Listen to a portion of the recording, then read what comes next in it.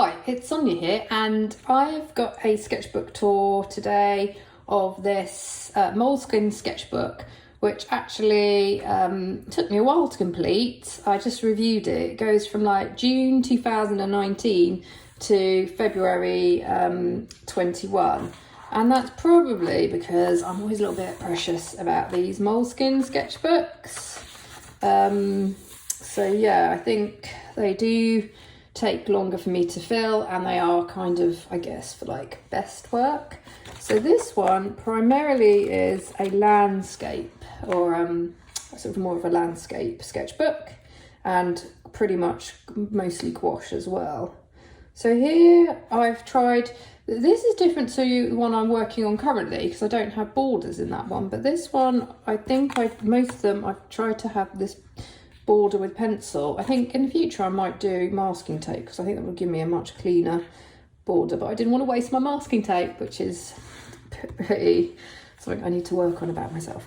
So yeah, here is a sketch of a road from when I was on a run. I like to take, when I'm running, photos of the trail or where I am, and then use them to draw from later. Okay, this is probably one of the few pages that isn't a landscape. I kind of like this. This is some pottery from like it was my grandma's. I think this is my grandma's vessels and vases that now are back in my parents' house. So I think I painted those when I was back home. This is a special view for me. It's Appleton Reservoir. I'm from Essex. I grew up in Essex, so it's a very flat English landscape around there. And yeah, this is I used to walk sometimes when my dog was alive, and with the kids we went there quite a bit. Sometimes I'd run there. So yeah, I like this. This is for me a nice spread and sort of evokes the scene. Okay, luckily I wrote that, because if I just looked at that page, I'd have no idea. It was obviously sort of a sea scene, but Mersey, so again, near where I live, it's Mersey Island, and we used to go down there when I was younger with friends, and then, just to go if you want sort of a seaside day out, as it were. Now we move on to Miriam Garten. So Switzerland, we lived in Switzerland for 2.5 years, and then back in 2019 I went over and revisited. So I think this might be a sketch on scene. And here I've used fine liner and then painted afterwards. And it says, what's this? The gardener has a blowtorch and appears to be blowtorching the edge of the iris beds. So yeah, it's quite fun. I should make more notes in my sketchbook, because I'd never look at that figure and know that he was doing that. But yeah, I know nature journalists do this.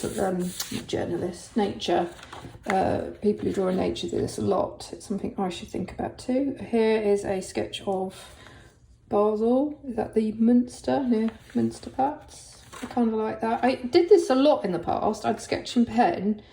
And then fill in with gouache later.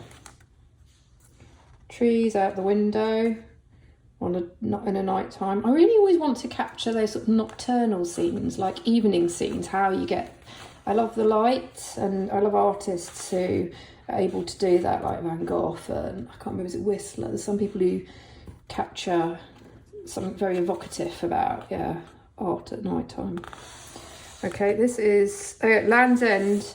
There's a walk in San Francisco that we went on. I think this is a lot of these paintings are from photos, because out and about with the kids when I'm running, I'm not able to do at the moment plein air painting as such. I mean, to be honest, now I could do it. I should probably think about doing it, but I do just like taking the pictures, and I'm very comfortable in the painting back in the studio. What's this? It's a Bayview run. I do these views, repeat them so many times, but I feel every time I paint them, they're slightly different. The weather and the scene is different. The weather's different. How I'm feeling at the time is different. 6 a.m. Bayo review. Okay, so I think because I kept painting the same things again and again, I tried to like vary it a little. So this is just using, I think, acrylic ink, and that's meant to be like the bay. It's a little bit more almost abstracted with those, the sort of the rocky area. Actually, interestingly, that part of the trail's been closed off at the moment because of erosion, and it is collapsing down into the bay. Okay, yep, another bay view. I mean, this one actually I put quite a lot of time into, and I don't love it. It's a little bit too overworked almost. Okay, it's Crystal Springs Reservoir. That's a place that I used to run and go on walks. So I've tried obviously here to go really heavy with the gouache and get kind of a more saturated effect. Yeah, I mean, as you probably, as we go through this, you can see it. Sometimes it's the same scenes repeated and repeated. But I've tried to like paint them differently every time. Oh, okay. So then this is Santa Barbara. I remember during COVID, it was like a sort of people were obviously trying to stay in local areas, a staycation as it were, and we went there for the first time, and that was beautiful. So I took lots of pictures, and I may have actually taken a sketchbook with me and then painted in like the Airbnb. But yeah, I love this one. Was this sketch helped me change things up. I don't know why. I think the colours, I mean, it was a very bright sunny day, but there's something about these colours that then I tried to use again, and trying to like not get into too much detail in the landscape with that sketch. Also filling it out in a different format, almost like going across the page. Yeah, you can see I like to do that, so I've carried on with that same theme. This is more Santa Barbara. Oh, Fort Funston. Dog walkers go there a lot, and it's a well, anyone can. That's another area in San Francisco that we went for a walk. View from that's the marina again, Bay Area near where I live. More of the marina. So this was from a photo because again from our Santa Barbara trip. But I painted that once we were back. Oh, this was, I'm pretty sure this was when there were a lot of, well, everywhere's having issues with, you know, changes of weather and climate change and everything. But like here we have, obviously in California, like there was wildfires, and back in 2020, that was a really bad, I think, particular year. So these sketches, I took pictures, and it was when like it was the sky was a different colour because of all the smoke. It was like sometimes an orangey colour. It was really hazy. This is, do you know? I don't know. I'm pretty sure it's the local trail near where I am, and I try now because I try and go to different bits of it and then take pictures. Because I also know that you just have to walk. I mean, you could take so many pictures of the same area, but they're all going to be slightly different aspects of you know, even if it's a small park that's near you, you just wander around and change the viewpoint is something I'm trying to do. This is, so this is from a photo from Essex from 2017. But yeah, I use this sketchbook to really try and get more confident with gouache landscape work. Because this sort of composition, I mean, maybe I could go back and repeat it on a, you know, even for acrylic canvas or as a final piece. From a run. Really, I think making this sort of sketchbook has helped me become much more confident with gouache. I did start off really hesitant. I was like, I think I've shown previous sketchbooks where I was painting a lot of jars just to try and get an accurate, almost realistic depiction of what was in front of me. But with these sketchbooks, with landscape, I started to really want to, a bit like with florals, I started to want to loosen up a bit. I like the colours. Not sure the bay is ever that blue, but you know, a hike with one of the kids ahead. And just a lot of this is also how can you do it quite quickly, and then using minimal little bits of detail just to draw the eye and add a bit of interest. Oh, a sunset scene. Yeah, that's just on one of the roads, local roads, when I was running down the hill. And I love sometimes like looking for, you know, the pylons and the wires and just street markings, just to add like nice verticals, and a good way of just livening up a composition.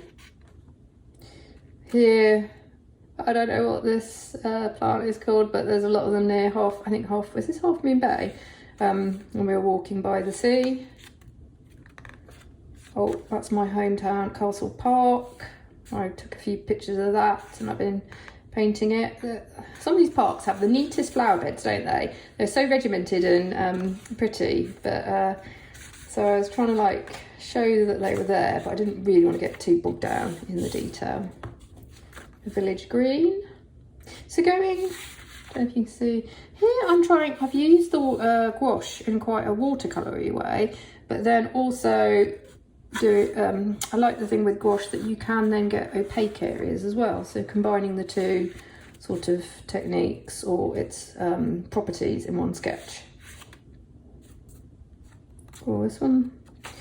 Yeah, this, how did I get this one? Is this, I think, I love also sometimes with gouache, I don't know if it's old reconstituted gouache, but if you paint quite thickly, maybe the cheaper gouaches give you this, but you get really nice effects as well when you load a brush. So there's like almost a few colours on one brush stroke. More.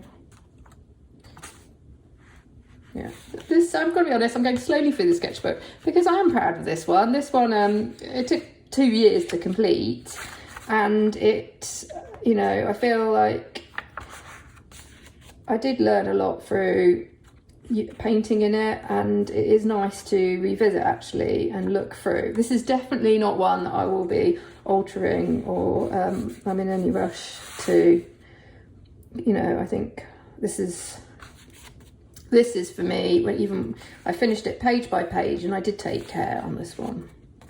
And it's a very different, I have very different styles of painting, and there is something fun about doing these sort of sketches. Sometimes it is nice to sort of paint sort of realistically and just concentrate on trying to match the colours or copying, well, not copy, I guess it is copy, like copying a scene, but it turns out so different from, it will be sometimes completely different from the original photo that you're painting from. But obviously it's different. I mean, I've shared abstract sketchbooks, it's completely different. I feel like I'm in a different headspace. Okay, and I think this is the last one, and that's from the top of, this is almost a bit abstract, so I'm not even sure, but I think it's from the top of Mount Diablo hike. So I've tried to show it's like cloudy and the scene below. Okay, so hopefully this sketchbook tour may be of interest to you, and yeah, hope it encourages everyone to get sketching.